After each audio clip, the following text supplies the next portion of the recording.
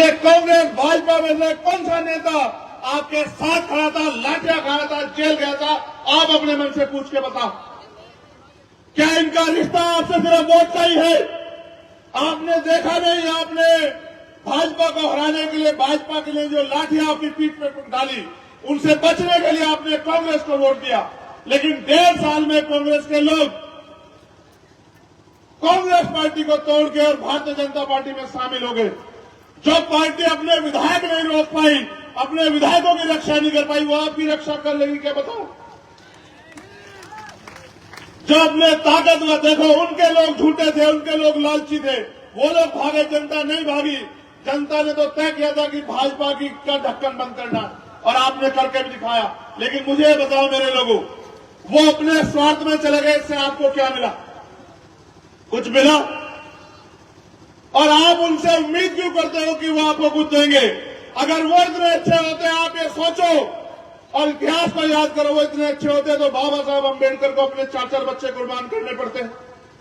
अगर वो इतने अच्छे होते तो बाबा साहब अम्बेडकर को पार्टी बनानी पड़ती, बाबा साहब अम्बेडकर को घर घर जाके लोगों को जागरूक करना पड़ता। और वो इतने अच्छे थे तो भारतीय संविधान से पहले उन्होंने हमारे अधिकारों की लड़ाई क्यों नहीं लड़ी? मेरे लोगों अपने मन से पूछ के देख।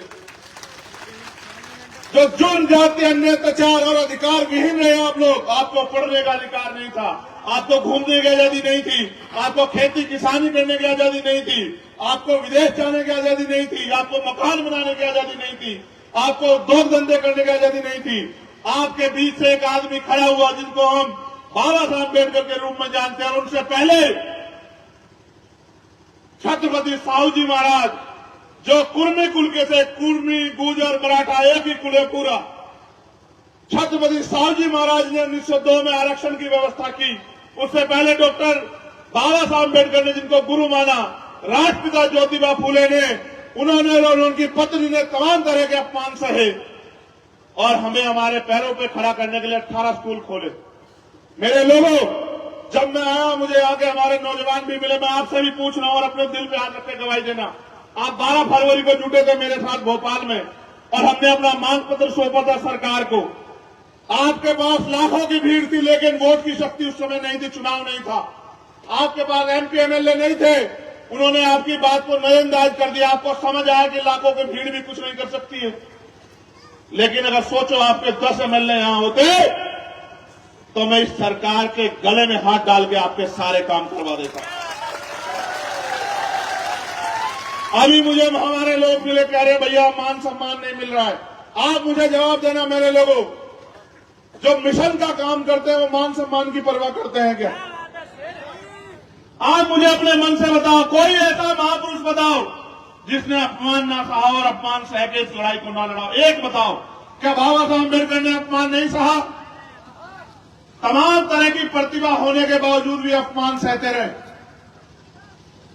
आरोप प्रत्यारोप सहते रहे। जब बाबा साहब अम्बेडकर अपने समाज को जगाने के लिए काम कर रहे थे, लोग कहते हैं अंग्रेजों के एजेंट हैं। जब मान्यवर काशीराम साहब क्लास 1 के अफसर अपनी नौकरी छोड़ के इस काम को कर रहे थे, तो लोग उन्हें, कांग्रेस बीजेपी के लोग कहते हैं सीआईए के एजेंट हैं। और आज अगर आप काम कर रहे हो तो आपके बीच में ही कुछ बिकाऊ टाइप के लोग हैं, आपको भटकाने का काम करेंगे। मैं आपसे पूछना चाहता हूं, अपने दिल में हाथ रख के जवाब दो। आपकी तरफ जब जब अन्याय की आवाज उठी है, आपके साथ भीम आर्मी आजाद समाज पार्टी को छोड़ के कौन खड़ा था? अपने दिल से जवाब देके बताओ, कोई था क्या? आपसे चुनावी रिश्ते रखने वाले लोग आपके बीच में आएंगे, बड़ी बड़ी सभाएं करेंगे और कहेंगे ये आपकी जाति के नेता। मैं आपसे पूछना चाहता हूं, हमारे बहुजन समाज के लोग यहां बैठे हैं, जब आपके गुर्जर समाज में 25 तारीख को अन्याय हुआ, उसके बाद एक नेता बताओ कांग्रेस बीजेपी का जो आपके पक्ष में खड़ा होकर लड़ने का काम किया, किसने? आप बताओ। आप ये समझते हो जाति से नेता होता है? नहीं, वो सिर्फ अपनी पार्टी के सच्चे सिपाही हैं, आपके समाज के सिपाही नहीं है। उनको अपनी पार्टी के लिए समर्पित रहना है, समाज से उनका कोई लेना देना नहीं। जो समाज के लिए समर्पित है वो यहां बैठे हैं। मैं मानता हूं रविंद्र भाटी को कि वो हॉस्पिटल में थे, मुझसे कहा कि नहीं चलेंगे, दर्जी से जान चली जाए, लेकिन समाज के मान सम्मान की लड़ाई 12 फरवरी को चलेंगे। ये 12 फरवरी नहीं, कौन सितंबर का था? अक्टूबर को। और मैं कह रहा हूं कि मर जाओगे, भाटी कह रहे नहीं मरूंगा जीऊं, लेकिन मरूंगा भी अपनों के बीच और जीऊंगा भी अपनों के बीच। अब देखिए चलेंगे। भूपेंद्र कराना आम आदमी पार्टी में थे। मैंने इनसे पूछा कि भाई तुम्हारे समाज के लोगों की खाल उतारी जा रही है, तुम आम आदमी पार्टी का झंडा उठा, अपने नेता कहो बोले। जब इन्होंने कहा बोलो तो उन्होंने कहा तुम जातिवादी हो, तुम गुजरों की बात कर रहे हो, निकलो हमारी पार्टी से। एक सेकंड नहीं लगाई, भूपेंद्र ने कहा ये रखिए आपकी पार्टी, अगर मेरे समाज की बात आएगी और मैं उनकी लड़ाई नहीं लड़ता कमजोर वर्गों की, ऐसी पार्टी का कोई मतलब नहीं, मैं पार्टी को ठोकर मारता। हमारे लोगों को भले मैं समझता हूं उनके मन में होगा कि मैंने भूपेंद्र को यहां क्यों मौका दिया, उसका कारण मान्यवर काशीराम साहब कहते थे जिनका नेता नहीं होता उनका कुछ नहीं होता, जिनका दल नहीं होता उनमें बल नहीं होता, जिनके पास बल नहीं होता उनकी समस्याओं का हल नहीं होता। मैं मानता हूं कि भूपेंद्र यहां मजबूत है, आपकी आवाज बनेगा, आपके सामने खड़े होगा, कल आपकी तरफ कोई जुल्म होगा ये सीना तान के खड़ा होगा अपने भाइयों की रक्षा के लिए, इसलिए मैंने भूपेंद्र को मौका दिया। यहां हमने 100 से ज्यादा प्रत्याशी लड़ाए और उन 100 में से 70 प्रत्याशी हमने अपनी पार्टी संगठन के कार्यकर्ताओं को लड़ाया। 10-20 लोग ऐसे भी चाहिए जो इस समाज की पहरेदारी कर सके और इस समाज में एकता बना सके। हम एकजुट हुए बगैर इनका मुकाबला नहीं कर सकते। आप राम खिलाड़ी जी को भूल गए हो क्या बताओ? एक समय था राम खिलाड़ी जी का नाम था और राम खिलाड़ी जी हर कमजोर के आवाज थे, लेकिन उस राम खिलाड़ी को क्या मिला आपके आवाज, आपकी लड़ाई लड़ने पे? उनकी हत्या की गई और हत्यारे बेखौफ होकर घूम रहे हैं। और दशरथ भाई यहां बैठे अभी मुझसे कह रहे थे पता नहीं भाई कौन सी गोली मुझे कहां से आके लगेगी। मैंने कहा दशरथ याद रखना ये धरती लाल हो जाएगी अगर तुम्हारी तरफ आप उठी, तुम्हारे भाई का वचन है, इस बात को याद रखना। ये लड़ाई स्वाभिमान सम्मान की है। यहां इस सभा में मेरे वो भी साथी बैठे हैं जो इस लड़ाई को 25 सितंबर वाली को लड़े और मैं उनको देख रहा हूं, वो छिपे छिपे बैठे हैं। उनके घर में बुलडोजर ले जा खड़ा किया गया, उन पे 5-5 हजार का इनाम रखा गया, बहुत बड़ा अपराध कर दिया। और आप ये देखो अपराध सिर्फ ये है कि वो अपने समाज को खड़ा करने का प्रयास कर रहे हैं। ये मेरे लोगों मेरी बात पे गौर करो, ये लोकतंत्र में ये मौका मेरे नौजवान साथियों 5 साल में दोबारा तुम्हें 5 साल बाद मिलेगा, तुम तय करो। अगर तुम चूक गए, गलती कर दी, तुमने पहले भी वोट दी है, ये बहन बेटी हमारा सम्मान यहां बैठी, मैं इनका धन्यवाद करूंगा माओ बहनों का। लेकिन आप ये सोचो अगर इस देश में बहन बेटियों का अपमान होता है, जुल्म जाती होती है, इसके जिम्मेदार हम लोग, हम नालायक लोगों को, गैर जिम्मेदार लोगों को वोट देकर ताकत देते हैं, वो लोग अपने चंद पैसों में अपने जमीन को बेच देते हैं। अगर यहां वास्तविकता में आपके बीच के लोग आगे बढ़ेंगे तो आप बताओ डीएमएसएसपी किसका होता है? मुझे बताओ। डीएमएसएसपी उसका होता है, इसकी सरकार होती है। अगर यहां आपका आदमी ताकतवर होगा तो क्या कोई डीएमएसएसपी आपके लोगों की हत्या करवा देगा या आपके लोगों की हत्या में शामिल व्यक्ति को बचा लेगा? क्या किसी बहन बेटी का अपमान होगा? देश को इतिहास को पढ़ो, 50,000 महिलाओं के साथ रेप हत्या होती है। आपकी बच्चियां, वो बच्चियां सोचते हो कभी तो हमारे लोग खड़े होंगे, कभी तो हमारे लोग हमारी पीड़ा को देखेंगे। ये उम्मीद करते हो कोई तो मसीहा जन्मेगा, कोई मसीहा वापस नहीं आएगा। आपको अपने पैरों पे इस लड़ाई को लड़ना पड़ेगा। एक तरफ 15 दिन के लिए, 15 दिन भी नहीं बचे, 10-11 दिन है, एक तरफ 10-11 दिन के लिए लोग शराब, मिठाई, पैसे लेके, कपड़े लेके आपके बीच आएंगे, आपको कहेंगे बेच दो। मैं ये पूछना चाहता हूं, माननीय काशीराम साहब ने कहा था कि वोट की रक्षा बहन बेटी की रक्षा की तरह करनी है। क्या हम लोग बेचने वाले लोग हैं? अगर बेचने वाले लोग हो तो फिर मुझसे, मैं तुमसे कोई शिकायत नहीं करूंगा। और स्वाभिमानी लोग हो तो आपसे कहूंगा कि आज के बाद घर सोना मत जाके मेरे लोगों, जितने फोन हो, दोस्त हो, रिश्तेदार हो, सबको कहना कि बहुत हुआ हमें सबको देखते हुए, इस बार हमें आजाद समाज पार्टी के प्रत्याशियों को मौका देना है और एक एक वोट केतली के चुनाव निशान पर डाल के देखो। आज आपका दल छोटा है, आज आपकी लोग मजाक बनाएंगे और कोई मानेगा भी नहीं कि आपका दल आगे बढ़ेगा। लेकिन आप ये सोचो, जब आप कोई पौधा लगाते छोटा ही तो होता है। पेड़ लगाया आपने, पेड़ लगाया है, बताओ इतना बड़ा पेड़ लगता है, छोटा पेड़ लगता है, बताओ। लेकिन अगर आप उसकी सही समय पे रखवाली करो, देखभाल करो, खाद पानी दो, प्राकृतिक आपदा से बचाओ, तो वही 10 साल में इस लायक हो जाता है, नहीं हो जाता कि आपको फल भी दे और आपको छांव भी दे? बताओ, होता है नहीं होता है? आज आपका दल छोटा है, घबराओ मत।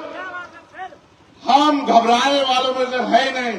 आज से 100 साल पहले हमें पानी पीने की आजादी नहीं थी, हम कहां से कहां तक आए, याद करो मेरे लोगों। और देखो, देश आजाद हुआ 1947 में, और जिनको क्रिमिनल ट्राइब कहा गया उनको आजादी मिली 1952 में। अपना इतिहास जानो, पढ़ो लिखो, समझ आएगा तुम्हें। तुमने मुझे तलवार भेंट की, मैं बाबूजी का धन्यवाद करता हूं। आप बताओ, इस तलवार से मैं कौन सी लड़ाई जीत सकता हूं, बताओ।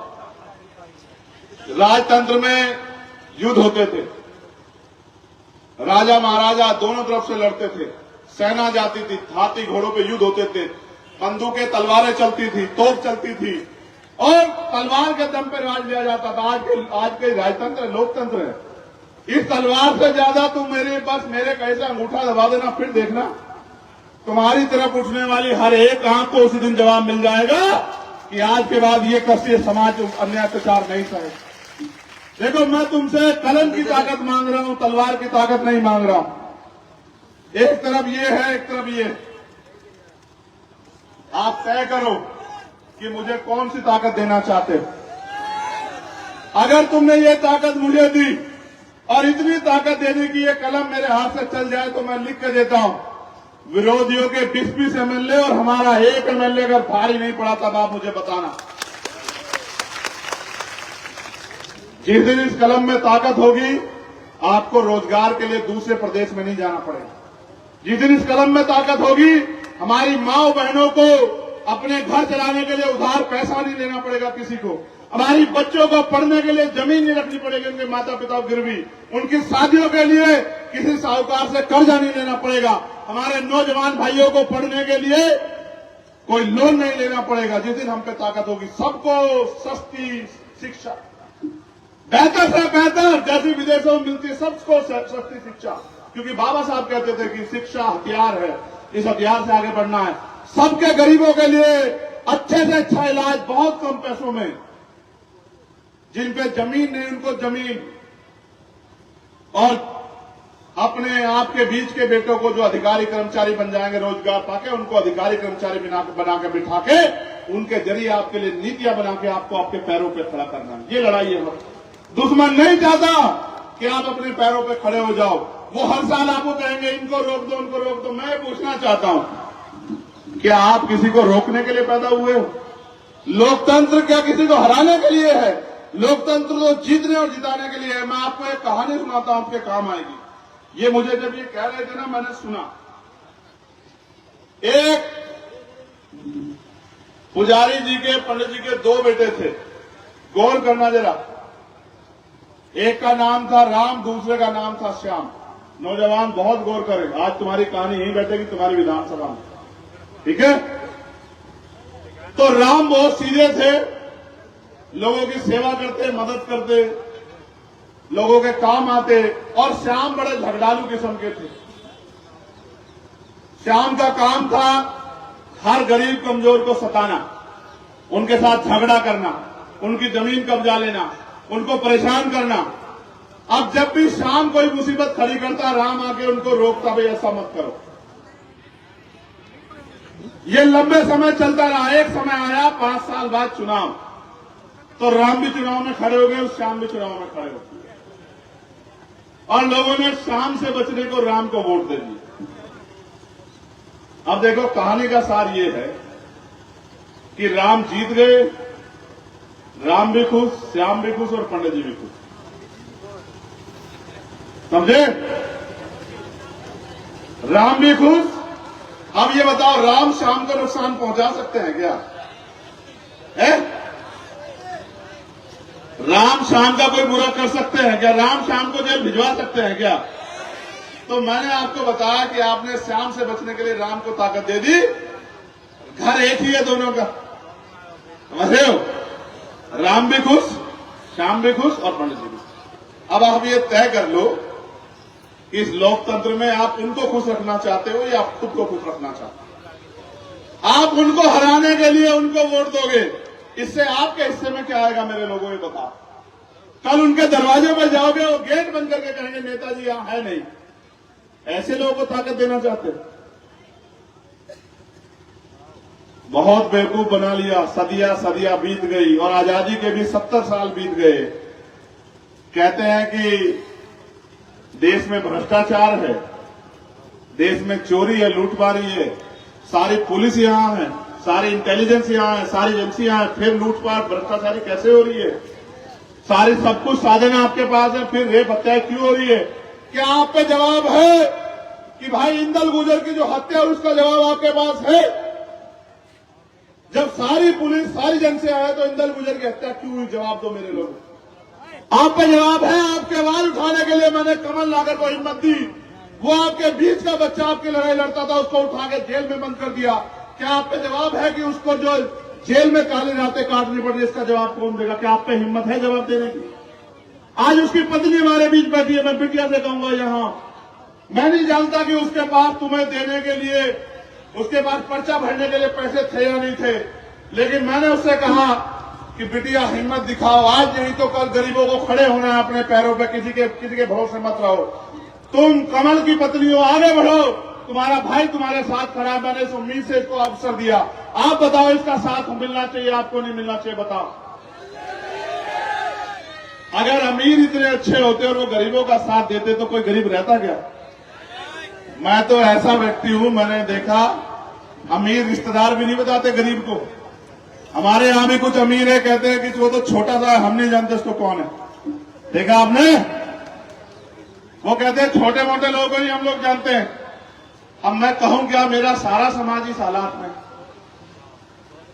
खाने को अच्छा खाना नहीं है, पीने को साफ पानी नहीं है, अच्छे मकान नहीं है, अच्छे कपड़े नहीं है, अच्छी सुख सुविधाएं नहीं है। कितने लोग हैं हमारे घर परिवार के जिनके घरों में एसी है? पूछ लो। कितने ऐसे लोग हैं जिन पे 4 पैर गाड़ी है? पूछ लो। कितने ऐसे लोग हैं जिनकी खुद की दुकानें व्यापार है? पूछ लो। और कितने ऐसे लोग हैं जिन पे कर्ज है? तो पूछो अपने आप, आपको पता लग जाएगा। कितने ऐसे हैं जिनके बच्चों को सरकारी नौकरी मिली? पूछो, आपको पता लग जाएगा। कितने ऐसे हैं जिनको तमाम तरह की मुसीबतों का सामना करना, आपको पता लग जाएगा। और मैं इस लड़ाई को तब तक लड़ता रहूंगा जब तक मध्य प्रदेश का हर एक किसान, कमजोर और गरीब परिवार खुशहाल नहीं हो जाता, उनके चेहरों पे खुशी नहीं आ जाती, उनको वो सुख सुविधाएं नहीं मिलती जो इस प्रदेश के अमीर ले रहे हैं। कितनों के चार्टर प्लेन है, कितनों के हेलीकॉप्टर है कुछ आपके पास, लेकिन आपकी वोट लेके उनके पास चार्टर प्लेन भी है, उनके पास हेलीकॉप्टर भी है, उनके पास जहाज भी है, उनके पास गाड़ियां भी हैं, उनके पास खेत भी है, उनके पास सब कुछ है। अब आप ये तय करो कि आप अपना भविष्य कैसा चाहते हो। मैं अपने बुजुर्गों से कहना चाहता हूं, माओ बहनों से, क्या इस देश में अपने बच्चों का भविष्य गुलामी का चाहते हो या फिर स्वाभिमान सम्मान का चाहते हो? मुझे हाथ उठा के बताओ मेरे लोगों, कैसा भविष्य चाहते हो? जोर से बताओ, कैसा भविष्य चाहते हो? क्या गुलामी का भविष्य चाहोगे? और हाथ उठा के बताओ, क्या अपने बच्चों को गुलामी की तरफ धकेलोगे या फिर अपने बच्चों को आजादी की तरफ लेके जाओगे कि उनको वो बुनियादी सुख सुविधा अधिकार मिले? बताओ क्या चाहते हो? अपने दोनों हाथ उठा के बताओ। स्वाभिमान सम्मान का जीवन चाहते हो नहीं चाहते हो? बताओ। वो जो मोटरसाइकिलों पे वहां खड़े हैं उनको पूछ रहा हूं, स्वाभिमान सम्मान का जीवन चाहते हो नहीं चाहते हो? बताओ। आपका चुनाव निशान क्या है? बताओ। जोर से बताओ, आवाज नहीं आई। ये केतली आपको अलादीन के चिराग जैसे नहीं लगती है? टीवी देखा नहीं देखा बचपन में? अगर टीवी देखा तो एक ऐसा चिराग आता था और उसको घिसो तो उसमें से निकलता था कुछ, और वो कहता था, क्या कहता था? क्या हुक्म मेरे आका। मैं भी तुमसे यही पूछ रहा हूं, इस केतली को भर दो और फिर मैं तुमसे पूछूंगा क्या हुक्म मेरे आका, फिर बताना तुम्हारा हुक्म पूरा होता नहीं होता। समझ रहे हो? और सुनो, हमारे यहां एक कहावत है, अब पता नहीं तुम्हें समझ आए ना आए, सबको तुमने आजमा के देख लिया। इस बार ये काम कर, आपकी लड़ाई लड़ने की, सड़कों की तो लड़ाई लड़ी, विधानसभा की लड़ाई लड़ने की ताकत भी दो। मेरी 7 साल की उम्र नहीं है कि घर जाके बैठना है। अभी मेरे ऊपर गोली चली, आपको पता नहीं चला? पता कहां चलाई गोली इन्होंने? मैं उनसे कहूंगा अगली बार गोली सीने पे चलाना। पीठ नहीं दिखाने वालों में से हूं मैं, सीने पे खाऊंगा तुम्हारी गोली। लेकिन मैं आपसे पूछना चाहता हूं, क्यों मारना चाहते हैं वो लोग मुझे? क्या मैंने उनकी कोई जमीन दबाई? क्या मैंने उनके किसी घर पे कब्जा किया? क्या मेरा उनसे कोई झगड़ा है? उनको ये लगता है कि अगर ये खड़ा हो गया तो ये खड़े हो जाएंगे, बस ये लड़ाई है उनकी मेरी। और अगर आप खड़े हो गए तो वो जाति के आधार पर गाली किसको देंगे? वो किसी गरीब की बच्ची को अपमानित कैसे कर पाएंगे अगर आप खड़े हो गए? वो किसी किसान के मेरे की खून से होली जैसे कल खेली गई इंदल के खून से वो कैसे खेलेंगे? ये लड़ाई है बस। अगर मेरी लड़ाई होती तो वो मेरे पास बहुत आते हैं बैग भर भर के, मुझसे लेके रुक जाओ। चंद्रशेखर आजाद है, आजाद था और आजाद रहेगा। और जब तक आखिरी सांस है, जब तक आखिरी सांस है, चाहे आप आज साथ खड़े हो जाओ या कल होना, जब तक आखिरी सांस है आपके लिए लड़ता रहूंगा। कोई गोली मेरा रास्ता नहीं रोक सकती, इस बात को याद रखना। मैं तो आपसे कहना चाहता हूं, देखो सूरज ढल रहा है, एक सूरज ढल गया और एक सूरज उग रहा है। तय करो किसके साथ खड़े होना है, तुम ये तय कर लो। देखो, ढलता सूरज अंधेरा देगा और उगता सूरज क्या देगा? उगता सूरज। मैं तो मेरा बस चलता तो मैं चुनाव चिन्ह भी उगता सूरज मांगता, मगर मेरी वहां चलती कम है, समझ रहे हो? देखो, नॉमिनेशन शुरू होने के आखिरी दिन सिंबल दिया, आखिरी दिन सिंबल दिया। वहां बैठे ताकतवर लोग ऐसा मजाक उड़ाते हैं तुम्हारे भाई का। आखिरी दिन सिंबल दिया, रोक के रखा सिंबल, कई जगह सिंबल दूसरे लोगों को दे दिया, कई पर्चे खारिज कर दिए। घबरा नहीं गए, क्योंकि ये जानते हैं कि ये आसानी से रास्ता नहीं देंगे। क्या कभी अमीर जगत आसानी से अपनी जेब से कुछ निकालता है क्या? तो इसलिए कह रहा हूं, आपसे आखिरी बार पूछना चाहता हूं, हो सकता है आपके बीच ना आ पाऊं, और ये भी नहीं पता अगर एक विधायक सभा करता कितनी फोर्स लगी होती है, आप यहां बताओ। ये मेरे पुलिस के 3, 3, 6, 3, 9, 10, 11, 15 एक भाई लगाए, और वो भी बेचारे वहां खड़े हैं, कह रहे हैं कि सभा सुबह करके चला जाएगा। छोड़ दो, यहां इस भीड़ में कोई भी जिस तरह के हालात हैं कोई नुकसान पहुंचा सकता है, लेकिन तुम्हारी जिंदगी से किसी को फर्क नहीं पड़ता। तुम मरो या जियो, इससे कोई फर्क नहीं पड़ता। ये जिम्मेदारी तुम्हारी है। तुम ये सोचते हो ये बेचारे रक्षा करेंगे, तुम्हें करनी है रक्षा। अगर तुम चाहते हो चंद्रशेखर आजाद जिए तो अपने आप बनो सिपाही, अपने आप लो ये बागडोर हाथ में संभालो। मैं उनकी गलती नहीं निकालता, क्योंकि वो तो बेचारे सरकार के साथ चलेंगे, मगर मैं उनको भी कहना चाहता हूं, मेरे साथियों, तुम भी हमारे बीच के हो, रुक जाओ। इधर जब हमारे विधायक जीत के आएंगे और हमारे जरिए सरकार बनेगी, उस दिन मैं तुमसे बात करूंगा, याद रखो, चिंता मत करो, समय बदलेगा। ऐसा थोड़ा है कि लोकतंत्र में हमेशा कमजोर रहेंगे हम लोग, कमजोर रहोगे। ये लोकतंत्र है, कमजोर नहीं रहेंगे। जिस दिन ये ताकत, ये कमजोर अपनी ताकत समझ गए और इकट्ठे हो गए, जैसे एकता आज यहां दिख रही है, अगर इन्होंने गांव में बना ली और ये किसी के बहकावे में नहीं आए, किसी के पैसों के लालच में नहीं पड़े, और इन्होंने स्वाभिमान सम्मान की लड़ाई लड़ी, तो मैं इसी बार दिखाऊंगा कि जो अधिकारी कर्मचारी आपको आंख दिखाते हैं वो आपके घरों पे आके सैल्यूट मारेंगे। तुम लोगों को मेरी बात को याद रखना। जिन अधिकारी कर्मचारियों के दफ्तरों में तुम लोग घंटे खड़े रहते हो, वो तुम्हारे दरवाजे में घंटे खड़े रहेंगे कि सर बताइए क्या काम है। अभी क्या लोकतंत्र की शक्ति नहीं समझते? हम समझते हैं, हम सब समझते हैं, मगर हम ये भी समझते हैं इस अपमान को सह के हम लोग घबराते नहीं, इस अपमान को सह के हम लोग ताकत बनाते हैं। और क्योंकि अभी हमें बाबा साहब अम्बेडकर के स्टैच्यू में माल्यार्पण करने जाना है, मैं आपसे भी कहूंगा, और मैं पहले आपसे कहूंगा, अनुशासन में चलना। तुम्हारे बीच में कोई नहीं आएगा तुम्हारी मदद करने, तुम्हें खुद बनना है सिपाही। अगर मुझसे प्यार करते हो तो अनुशासन में चलना। मैं इनसे नहीं कहूंगा कुछ भी, और मैं उम्मीद करूंगा मैं इनसे कि बेचारे कुछ करें, इनको तो कह के भेजा जाएगा क्या करना है। और मैं आपसे भी आग्रह करूंगा बहुत अनुशासन में चलना, और जब रैली खत्म हो जाए, माल्यार्पण हो जाए, तो अनुशासन में जाना। आखिरी बात, अपने नौजवान भाइयों से मोटरसाइकिल लहरा के मत चलाया करो, आराम से चला करो, तुम्हारी जिंदगी कीमती है। चलो एक नारा मेरे साथ जोरदार तरीके से लगाओ, सारी पार्टी देख ली,